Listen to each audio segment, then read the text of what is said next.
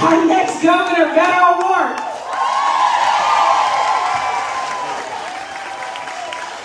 All right, Gainesville, Cook County, how are we feeling tonight? All right. Some, on a Friday night, will want to take their spouse or their boyfriend or girlfriend to dinner. Others will want to go see a movie or just chill out after a hard day's week at home, just relaxing with their families, drinking a cold beer or a soda or whatever feels good on a hot summer evening.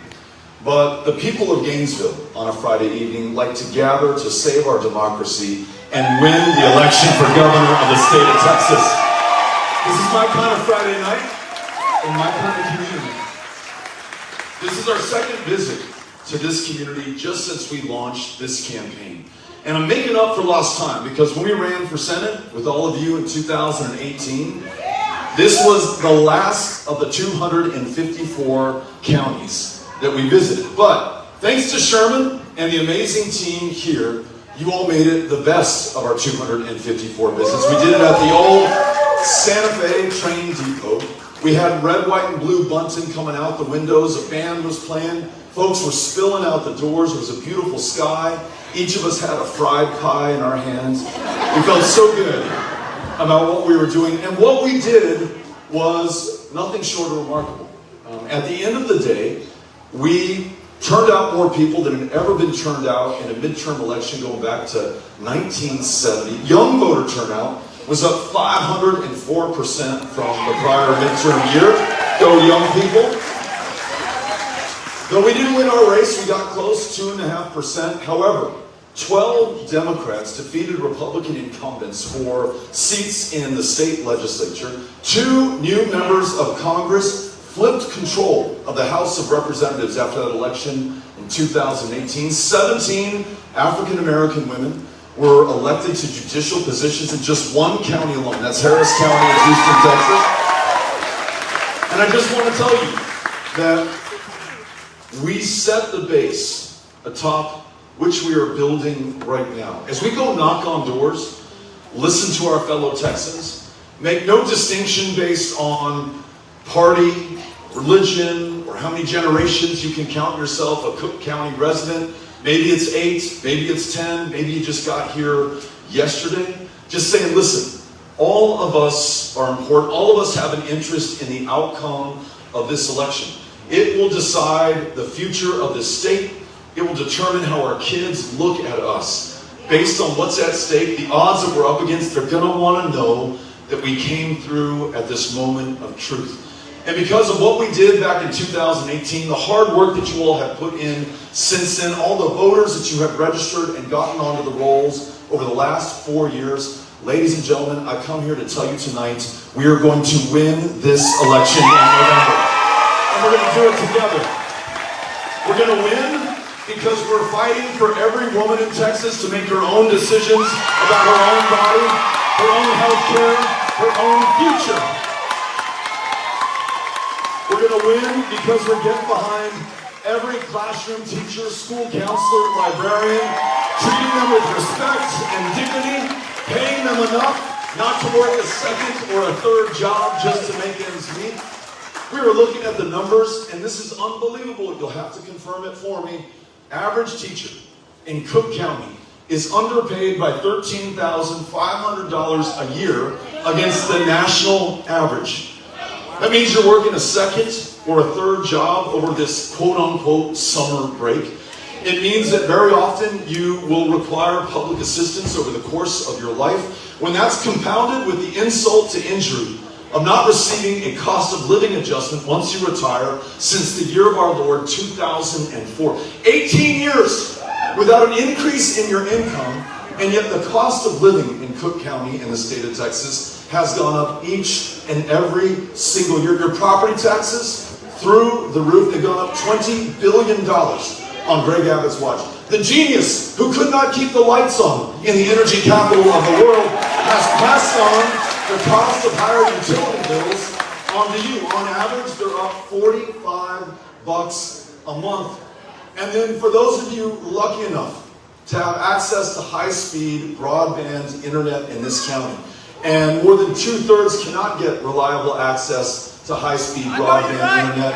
This governor vetoed the Universal Service Fund that underwrites broadband and telephone service in our rural communities. We've seen bills go up $50 to $140 a month, and that retired teacher, literally on the same income that she received back in 2004. Here are some solutions that I have for us. Number one, we're going to pay those teachers in the classroom, in the counselor's office, in the libraries today enough so that they don't have to work a second or third job. Let's lift them up by another $13,500 a year here in Cook County. An annual cost of living adjustment increase for every retired teacher in the state of Texas so they can enjoy their retirement. And then those who are in the classroom today, I promise you that I'm going to listen to you. I'm going to follow your guidance, what you've asked me to do, and we're going to get this done. We will cancel the STAR test in the state of Texas so you can focus on those kids, connect with them, draw forth their lifelong love of learning.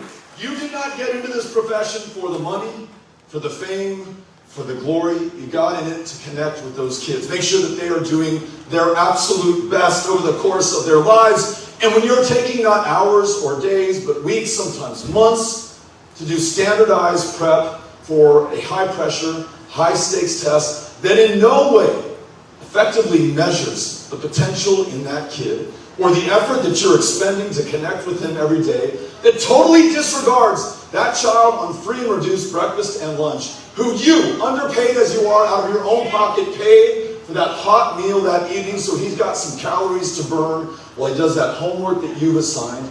You who are willing to sacrifice so much, and we hate to talk about it, but we must confront it, even thinking about what you might have to do.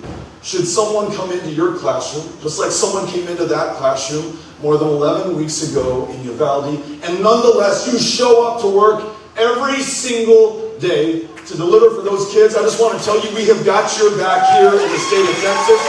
You're going to be treated with the respect, the dignity that you deserve, that you're owed, and all of us want to give you.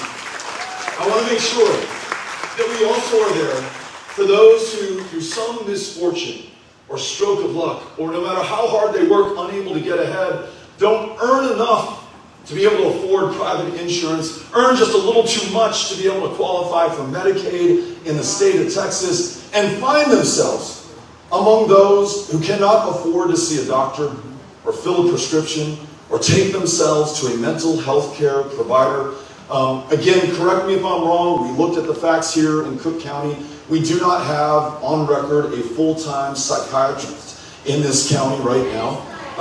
We don't have the kind of mental health care access that we should be able to get, only so that people can live up to their full potential, be healthy enough and well enough to finish their education, to go to work, to start a business, to raise their families. Ladies and gentlemen, the #1 provider of mental health care services right now in the great state of Texas, a $2 trillion GDP, 9th largest economy on the planet, greatest provider of mental health care services is the county jail system. That means that those with untreated schizophrenia, bipolar disorder, clinical depression, who do not have an insurance card in their wallet or their purse, are far too often literally asking to get arrested on purpose, to be taken to the one place that they're guaranteed any kind of care, as insufficient as it might be, and you and I pay for it.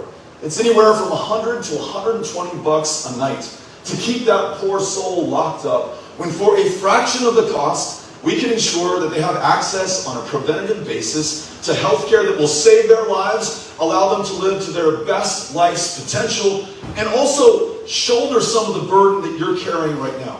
And that guy in jail who's there because he doesn't have Medicaid today, imagine if he was out there earning an income, purchasing a home, paying property taxes. That lessens the burden on you and me. In other words, everyone does well when everyone's allowed to do well. That's why you and I together, after we win this election, are going to make sure that we expand Medicaid in the state of Texas, bring $10 billion in every single year, $10 billion of your federal income taxes that are going to flow back through to Texas. We're going to stand up some of those 16 rural hospitals that have closed down on Greg Abbott's watch over the last 7 years. We're going to prioritize mental health care in our communities so everyone can see that provider that will allow them to live a better life. We're going to make sure that we no longer lead the nation in childhood diabetes death.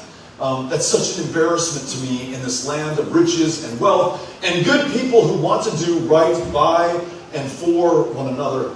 But in addition to doing all of that, we're also going to be able to lower your property taxes. And I know that you want to do that. Because that $10 billion that we're going to bring into Texas of your money and my money, that will make up for the uncompensated indigent health care that we have right now. When that person who is suffering finally takes themselves to the hospital, and the outcomes are much worse because they waited so long, the care is exponentially more expensive because of the complications that have developed. Even if they don't have a dime to their name, that bill does not go away. It gets spread out to all of us on our county tax bill, or if you're fortunate enough to have insurance, on your premiums, on your co-pays, on your deductibles. This is the right thing to do, and the kicker of all kickers is we invented the sucker in 1965. Lyndon Baines Johnson, first president from the state of Texas, signs the Medicaid Act into law the same summer that he signs the Voting Rights Act into law. We can do this. We've done it before against greater odds, and we're going to make sure that you and I, our kids especially, are healthy enough to make this great state even greater by their contributions. You all with me on this? Healthcare for every Texan who needs healthcare. Or how about this? How about this? How about this? We'll do this, sir. We'll do this. We'll take questions, and if you will just be polite, I'll allow you to have the first question on the microphone, okay? We want to hear from you. We're not afraid of each other. We don't have to shout each other down. Look, you and I, before we're Republicans or Democrats, we're Americans, we're Texans, we're human beings.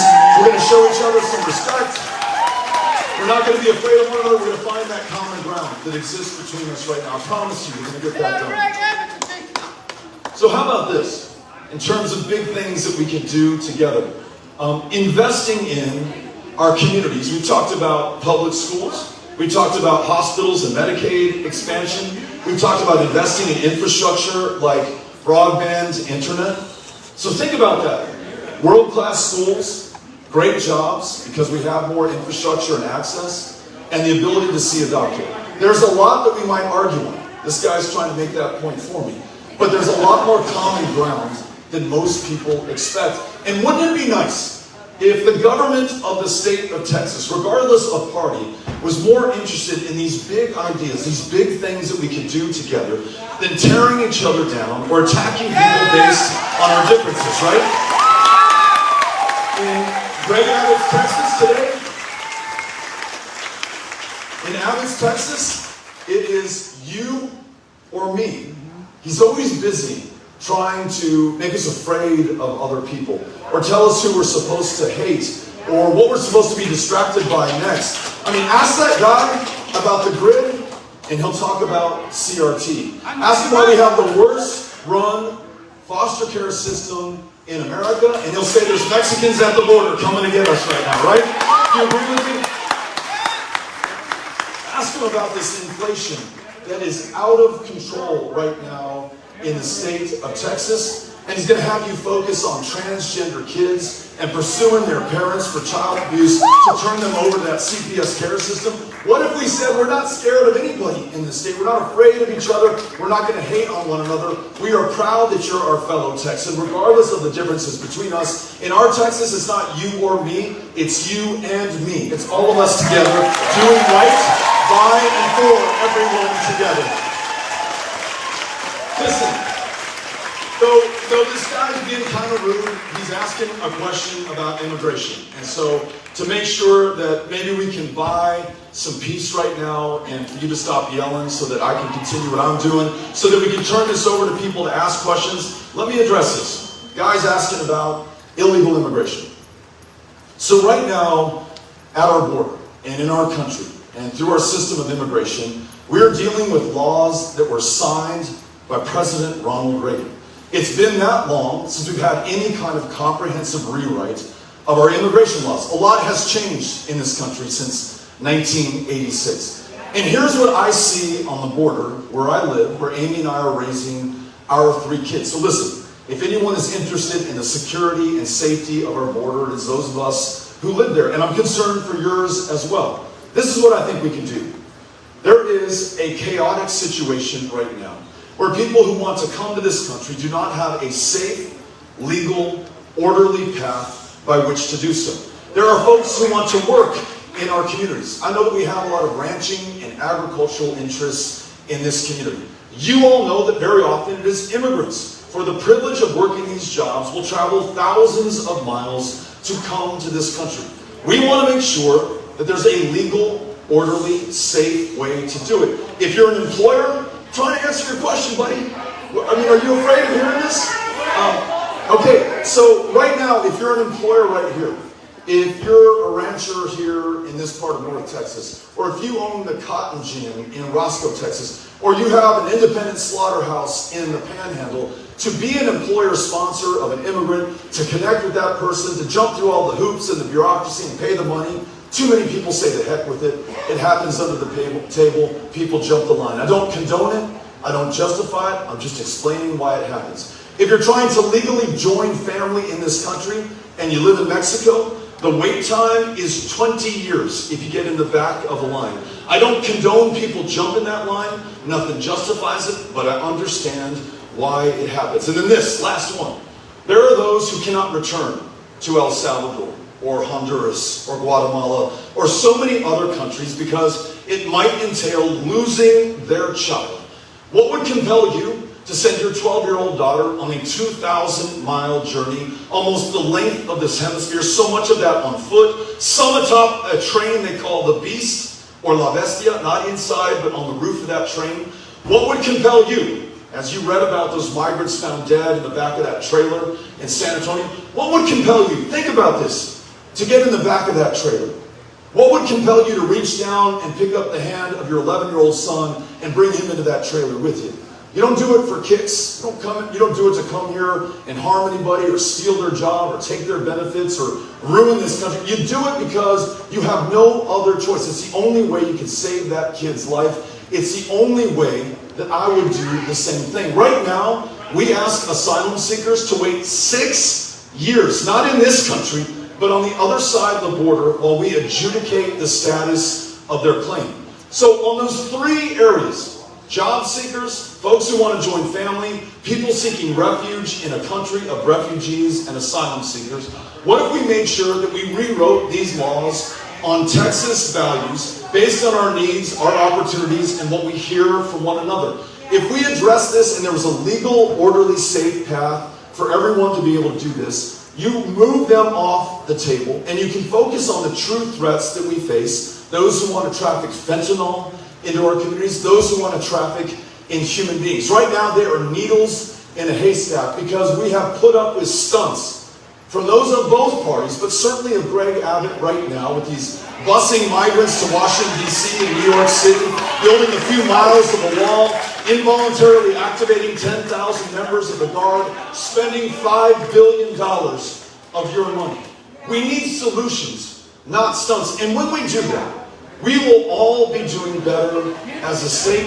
Our economy will be doing better. We will be living closer to our values going forward. And I tell you what, this will no longer be used as an issue for demagogues to scapegoat, vilify, and demonize immigrants as they are doing today. We are Texans. We're going to come up with solutions. We are going to get this fixed.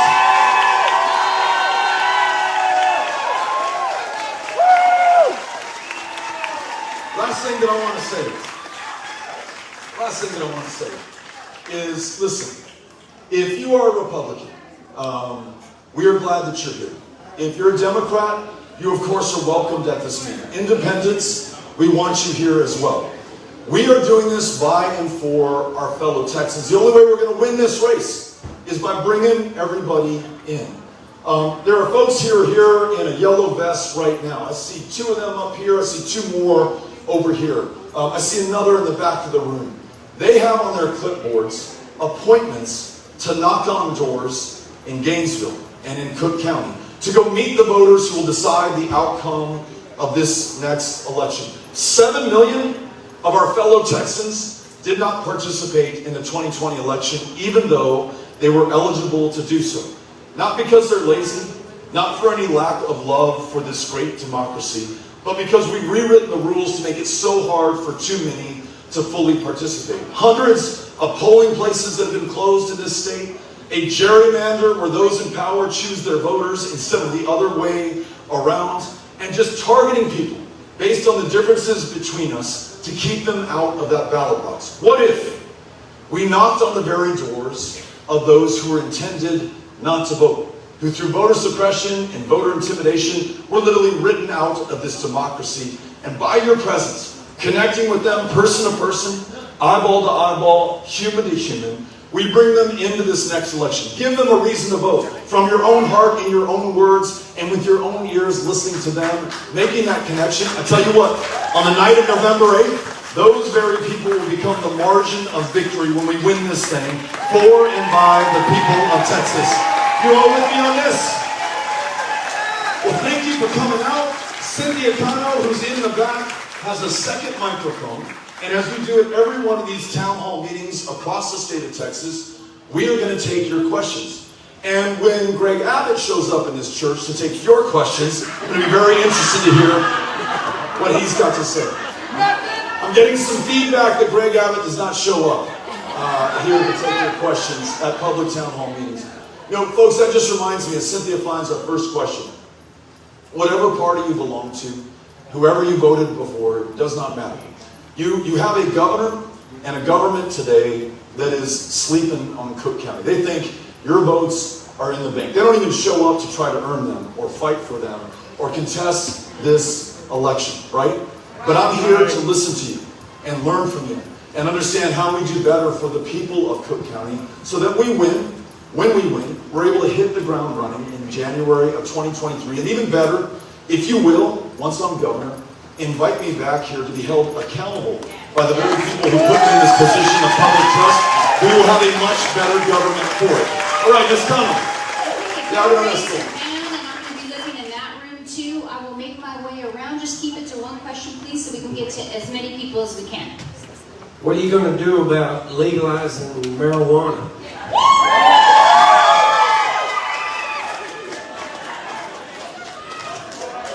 I love how direct people are in Cook County. No beating around the bush. We win this election, we're going to do everything in our power to legalize marijuana in the state of Texas. We're going to make sure, and let me tell you why. Let me tell you why. I cannot tell you a meeting that I've been to where I have not been approached by someone who served this country in uniform, who shared a story about having a hard time getting into the VA, if they can get into the VA. And some have a great experience, and I love it, and some don't, and I hate that, and we got to fix it. But who, once they get in, are prescribed an opioid, to which they may become addicted, from which they may die. And this isn't speculation, this is happening by the tens of thousands across this country.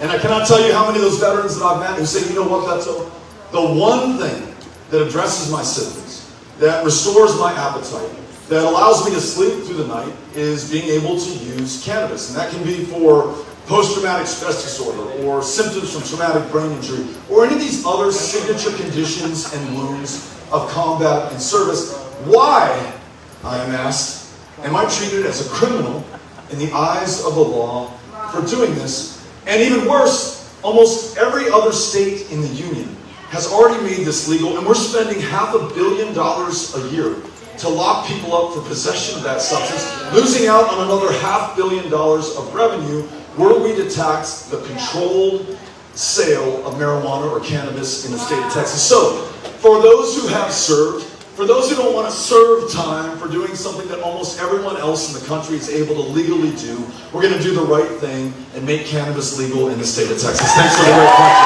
Appreciate it.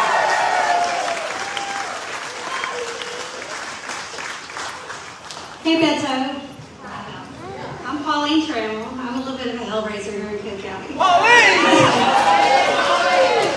So they say knowledge is power. So that gentleman that was here disrupting everybody, he owns an air conditioning company here in Gainesville. Jason, you need air conditioning. So please do not call him for your air conditioning needs.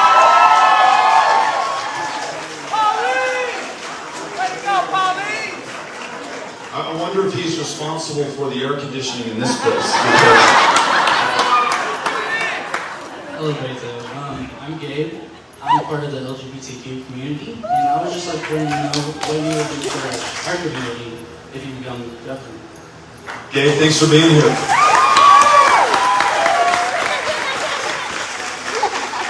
Gabe, we're going to have your back. We are going to tell everyone in this state, not when we get into office, but right now, that we're so damn proud that you're here right now.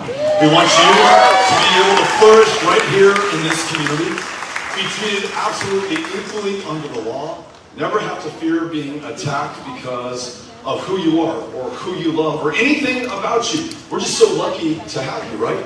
But in this state right now, you have a Republican majority legislature that is proposing a Don't Say Gay bill in the next session. It is legal, even if it's not okay, to fire somebody based on their sexual orientation or deny them the ability to work for you. You can deny a same-sex couple the ability to adopt one of those 32,000 kids in our badly broken foster care system. So in addition to defending against the stuff that is coming down the pike, and you all see it with the same eyes that I do, right?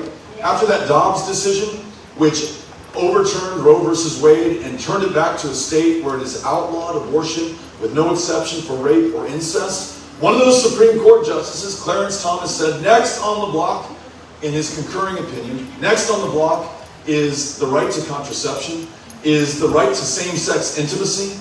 And just to make this clear, they're talking about reviving the sodomy laws in states like Texas. And following that is an attack on marriage equality. A reminder, everyone, that no victory is ever final. I mean, we thought, many of us, myself included, that 1973 Roe versus Wade, that is done. We're moving on. Progress is linear, predictable, maybe too slow for our liking, but we're only moving in one direction. Well, the last 10 years, I think, have corrected that point of view. The Dobbs decision put a big exclamation point on it. If we fail to meet these attacks coming in, attacks against people who live in our very communities, we're going to lose them. And some, we got to say this out loud, some are going to lose their lives, right? In a state that has the worst record for maternal mortality in the United States of America, 3 times as deadly for black women.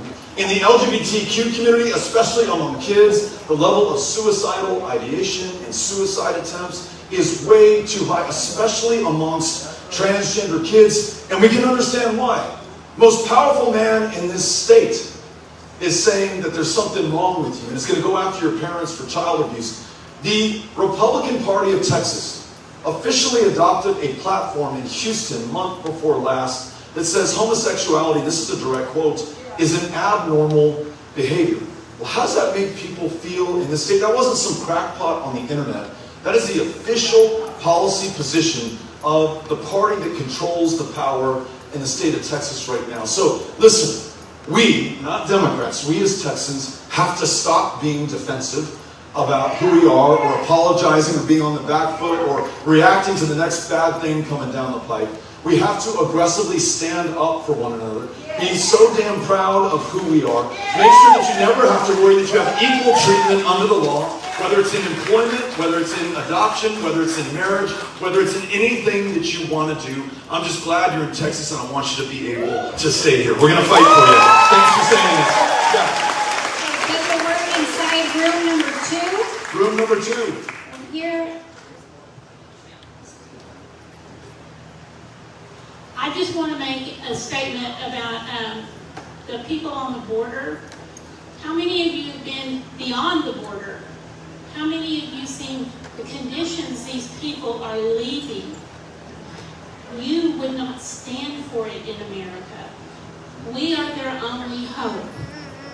I've been on mission trips. Please, go on a trip. Do everything you can for these people. If someone needs your help, your next door neighbor or someone on the street, help them. We are Texans. We don't turn our back on anyone. How dare someone say, I'm better than you? No one is failing. Thank you.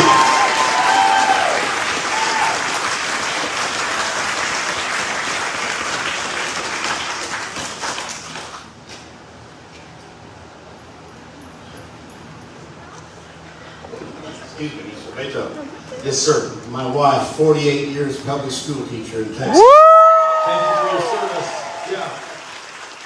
I have an old preacher, 73 years old, but currently I have a solution. Instead of putting guns at the border, pointing them at kids that come across the border, we sponsor, I'm a rancher, our proceeds go to provide scholarships for kids in high school 1,000 miles south of here in St. Anne, Mexico.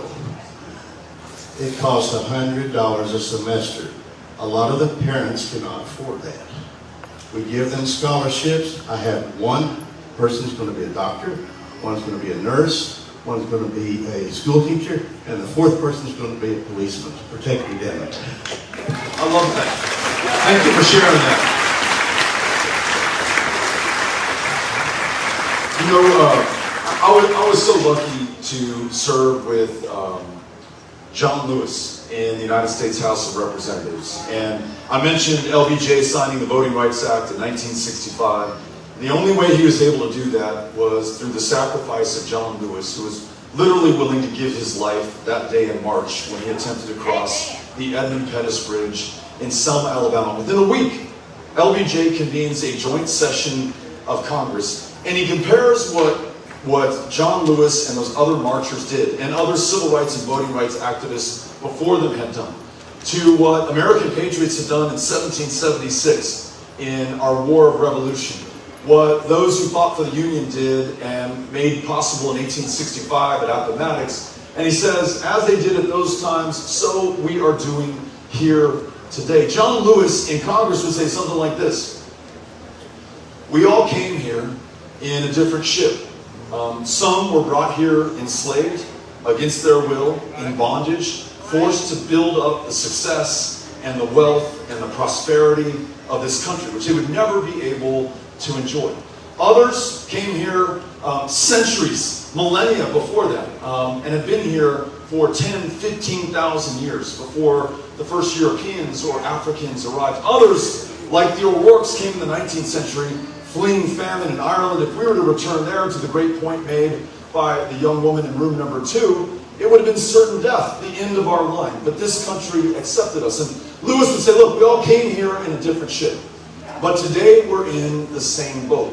And the way that we look at one another and treat one another and take care of one another really is not only going to determine who we are as a country and as a state, but it will define us forever going forward in the eyes of our kids and in the chapters of our history books. We have the possibility of either losing what Lincoln called the last best hope of Earth, or restoring it at its moment of maximum peril. I mean, that's the choice before us. And some will say during these dark days, made even darker when the lights went out last February, how can we mount a defense or even overcome this? The other way to look at it is, how lucky are we? How fortunate is this generation that's alive and breathing today, that we get the chance, unlike few generations before us, to stand up and fight for everything that matters in America and in Texas. So LBJ is saying, so it was at Concord, so it is at Appomattox, so it is now in 1965 at the Edmund Pettus Bridge in Selma. I would say so it is today in Gainesville in Cook County. This is our last best hope. And we're going to come together and we're going to do right by one another. Not by tearing anybody down, not by seeing the other side as the enemy, but getting back to these fundamental American values. That's what I feel right now in this house of worship, right this time.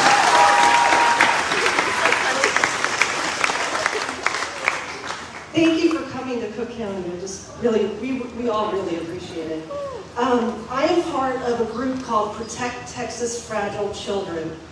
I am the mother of a severely disabled, medically fragile child. He's going to be a baby his entire life. What the state of Texas has done with their Medicaid system has directly put children like my son, not even missing words, his life is in danger. When they first implemented the Medicaid MCOs, which is managed care organizations, they divided up the state into 12 MCOs. And the MCO that my son was in, because at the time we lived in Cook County, they wanted me to drive him to Houston for his care, and they said that would save money. My group, PTFK, has a presence at the Capitol, and we work very, very hard with all of our elected representatives, but we need a lot more help. And the fact that our current governor, who is a member of the disability community and lives his life in a wheelchair, the lack of care that he has for children, and specifically children like my son, is just so shameful for us. And we need help. Our demographic needs a lot of help. There's a nursing shortage. We need more money to pay nurses. We have a lot of ideas to save the state money on our children's care, because we know that it's expensive. And if we could just get an ear to someone close to Abbott, it would help out, because we do have a lot of ideas to save the state money as far as Medicaid goes, but boy howdy, we do need a whole lot of help. Yeah. Well, as governor, I will give you both of my ears. I'll be there to work with you, to fight for your son, to make sure that we follow your lead. You understand this better than most. We're leading on it right now. But as you know, part of the reason we don't do anything on this in this state with current leadership is there's no great giant political action committee or donors who will circle around and raise millions upon millions of dollars to focus the attention of legislators or the governor on this very issue. And the most vulnerable among us go without the attention or care that they need in a state that has $2 trillion flowing through its economy. We do not lack for wealth or resources. It's just the political leadership and the will to do the right thing. I mentioned expanding Medicaid earlier, that $10 billion that comes in. That would begin to go a long way to address this, but we need your help to reform those Medicaid rules, as you just described, forcing a family to drive from North Texas all the way down to Houston. The person who made that decision may live in Rhode Island and think that driving from one part of the state to another is a quick trip. That's like crossing the Atlantic Ocean, right, in relative terms. But also these Medicaid waivers and other specialized programs that make care for your son possible in the state of Texas, but require really learning, a wealth of information to be able to navigate all of that. The lack of state-supported services. My sister, born with a disability, raised by my parents at the age of 18. They found out she was on an 18-year wait list for state-supported services in the state of Texas. I just talked to somebody who is with their adult disabled son living at home with them right now. I said, how long is the wait list today? 18 years today. We've done nothing to make this better. And again, we have the wealth, we have the resources, we have $10 billion of our dollars sitting on the table. It's piled up to $100 billion so far in DC. We just need to take yes for an answer. So I look so much forward to being able to work with you, to listen to you. Cynthia is going to share our card with my cell phone and email address with you. I'd love to be able to hit the ground running, so if we can begin the conversation today, I would really appreciate it. Thank you for coming out. Have a great weekend.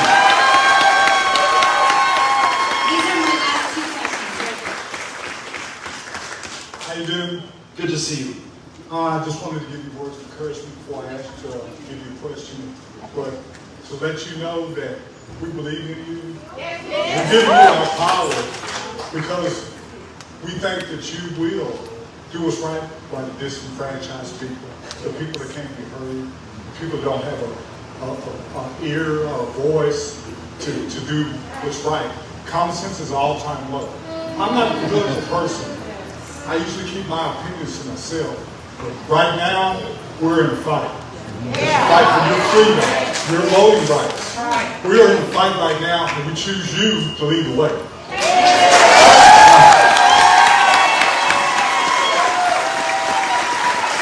Give them hell. The question is, every day I see, even in a small town like this, there's homeless people, and I'm speaking for them right now. I want to know that you're going to look out and not turn the back on homeless people, a lot of us mental illness, a lot of those circumstances that people are homeless. We can't turn our back on these people and push underpasses out. These people have nowhere to go, and we're Texans, and we're kind, and it's something that can be done. Love that. Thank you so much for everything you just said. Think about some of the folks that we've been talking about here today. Medically complex children. We're talking about those 32,000 kids in the foster care system today who really, but for us, don't get a voice in this, don't get a vote. No one in a position of power is paying attention to them right now. Those who are experiencing homelessness, mentioned veterans earlier, including women and men who've worn the uniform of this country in this great state. There will be hundreds tonight sleeping on the sides of roads, under bridges, on benches, in parks. Others who may never have served, but are struggling to get access to care. The gentleman mentioned a lack of access to mental health care. He mentioned we're 51st in the nation behind every other state in the District of Columbia. No one chooses this condition, right? They've been dealt a bad hand, a stroke of bad luck. They just aren't able to make it, and they now find themselves on the streets. We have the resources to help them out. I remember we were in Houston in a community called Greens Point that locals call Guns Point because of the level of gun violence in that community. And a preacher there, Reverend Decker, introduced me to a guy named Magic Mike, who lives, on the street just outside of this convenience store. And not really thinking through and not having the common sense sometimes that we were just talking about, I said, Mike, why is it so hard for you to get a job? If you got a job, you'd be able to afford a house and you'd be on your way. And Mike was so patient and generous with me. And he said, Beto, imagine going to an employer and not having an address that you can put down on your employment application form. Imagine looking, as I do right now. I haven't taken a bath in a week. I've been wearing the same dirty pair of clothes for a month. Who is going to hire me right now? Give me a home, put a roof over my head, allow me to have an address that I can count on, a shower that I can take every single day, the same bed to lay my head down every night. I'm going to be able to do so much more. I'll be able to find that job. I'll be able to get ahead. I'll be able to pay property taxes just like everybody else here does. I'll be able to live to my full potential, just as you, Beto, are trying to live to yours right now. Meeting Mike in Greens Point really changed my life and my understanding of this and allowed me, that's why we hold these town hall meetings, to focus on people who might have had a different experience than I had. So yes, let's prioritize housing for those who have none in this state. Not only is it the right thing to do from a moral perspective, it is so much less expensive than paying for their care through our county jails or having them be met by law enforcement who we want to be focusing on violent crimes and deterring criminal activity in our communities, not checking in on those who are sleeping on the streets. So, as with so many other things we said today, we have the resources to address this issue in Texas. We just need the political will and the leadership to get that done. That's what this election is about. Thank you for your comments earlier. Appreciate that. Okay, this is going to be our last question. Hi everybody, my name is Bentley and I'm an orientation and mobility specialist. So what that is, it's a fancy title. I work with kids from birth up to 21 that are blind or visually impaired. So I work with a very, very vulnerable population. And I went back to schools this week and I'm not going to get emotional, I'm going to try. But it is very anxiety inducing to go into these classrooms and work with these very vulnerable people. So, and I can't even take them out into the hallways without thinking, if someone comes in right now, where are we going to hide? Do I have my phone where I can call 911? Like, what's the plan? I have to teach these kids 4, 5, 6 years old how to hide and how to be quiet, how to hold up your cane where nobody can see it. I don't like working in these conditions. So can you just kind of expand on what you're going to do to reduce gun violence in schools? Yes, yes. A couple of things.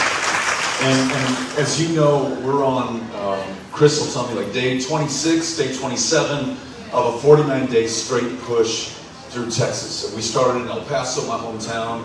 We went to Pecos, we went to Muleshoe, we went to Snyder, Midland, Odessa, Amarillo, Lubbock. You know, other Democratic strongholds, just like yours right here, right?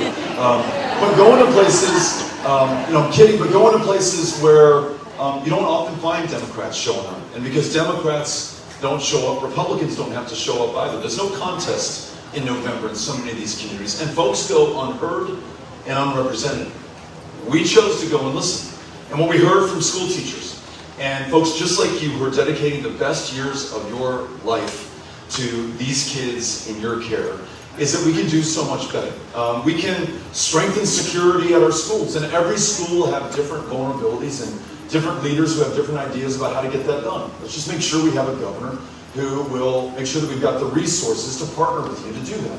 Others have talked about mental health care challenges contributing to gun violence. I don't know if that's necessarily the case, but let's just say that it is. We can go from 51st to first. We just have to choose to do that. I've explained earlier how we can. But if we do everything that I just described and neglect to address the fact that a little more than 11 weeks ago, an 18-year-old man could walk into a gun store and legally purchase not one, but 2 AR-15s and hundreds of rounds of ammunition. A firearm originally designed, engineered, and sold to the United States military for use on battlefields in Vietnam to take enemy soldiers down at more than 500 feet away, be able to penetrate a battle helmet as they do that. To have that weapon turned around and used at kids who have no helmet on their head and are shot not at 500 but at 5 feet. For the doctor who receives those bodies in the hospital to only be able to identify them by the shoes that they were wearing or by the DNA he's able to swab out of them. We either accept that and we become complicit in the next mass shooting in this state, or we do everything in our power to change it. And that's where I hope all of us find ourselves today. And there are some solutions on the table. And these are also solutions I've heard from people. Republicans, Democrats, gun owners, non-gun owners alike. Number one, what if we raised the minimum age of purchase for an AR-15 from 18, where it is today, to 21? Imagine if you purchase 3 more years for some kind of intervention in that young man's life. Some will say criminals don't follow the law, Beto, so you make all the laws you want when it comes to guns, they'll still get their hands on them. That may be true in some cases, but in Uvalde, this young man patiently waited for his 18th birthday. Never tried to acquire the weapon at 16 or 17 years old. The law said 18, so 18 it'll be. Imagine if we have a red flag law. That allows us to intervene if someone who has a firearm is threatening to use that gun on themselves or on somebody else in their community or in their lives. This shooter in Uvalde, his friends called him the school shooter before he ever walked into that school and shot anybody. What recourse did local law enforcement have at that point? Or the El Paso shooter, for that matter, the man who killed 23 people in my hometown? When he ordered that AK-47, another weapon of war, when it finally came in, his mom, not too far from here in Allen, Texas, called the Allen Police Department and said, I'm not sure what's going on here. I have no idea why my son wants this weapon. She may have flagged some other concerns she had about him, but the police said, I'm sorry, ma'am. There's nothing we can do. Good luck. You're on your own. He drove that weapon 650 miles to El Paso, opened fire in that Walmart, killed 23 people in a matter of minutes in a town that doesn't have 20 people killed in a matter of a year, most years. Red flag law could have stopped both of those shootings. And then one last one. A background check works. Those of you who have purchased a firearm from a gun dealer or a gun shop, you know that when you want to do this, they ask you some questions. They vet you. They look over your background to make sure that you're not going to be a danger to yourself or anyone else. But we don't have a universal background check. So in 2019, there was a guy in Midland, Odessa, goes into a gun store, tries to buy an AR-15, doesn't pass a background check, he is sent out. He just calls up a private seller, buys that same weapon from that guy, no questions asked, turns it around and uses it on people in that community. 8 people are dead again in a matter of minutes. I mean, I owe you and every educator here, and certainly every kid, including my 3, who started sophomore, freshman, and 6th grade in El Paso last Monday, every ounce of effort to preserve their lives and pass the judgment that they are certainly going to feel for us if we fail to stand up and do the right thing at the right moment. So, who cares about the power of the NRA or the gun lobby or how this stuff polls or who finds it popular or not?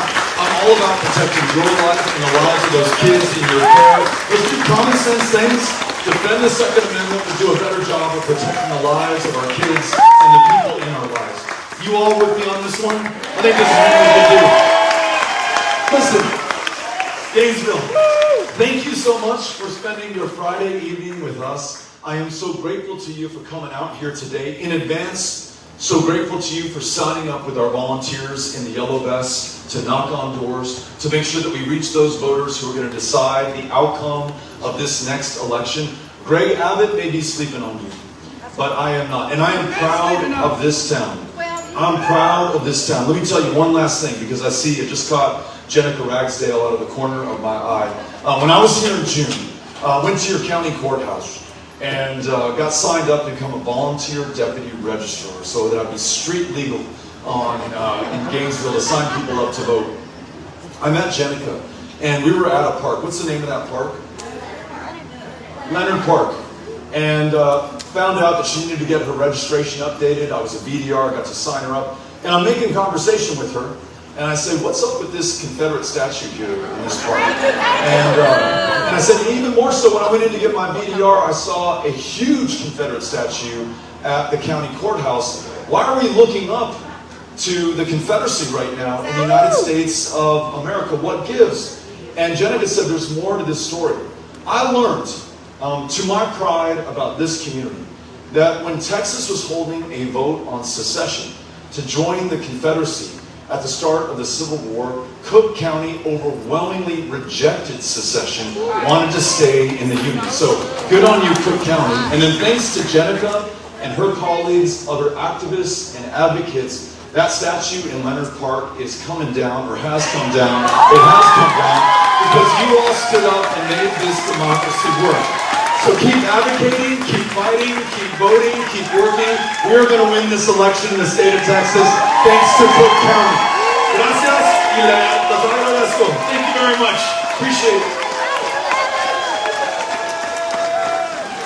Yeah, if you'd like to stay and take a picture, say hi, we're going to have a line on this side of the room. And we'd love to have you, so come on up here and get in line if you'd like to say hi. Thanks for being here. Excited to be here. I love it. I love it. How long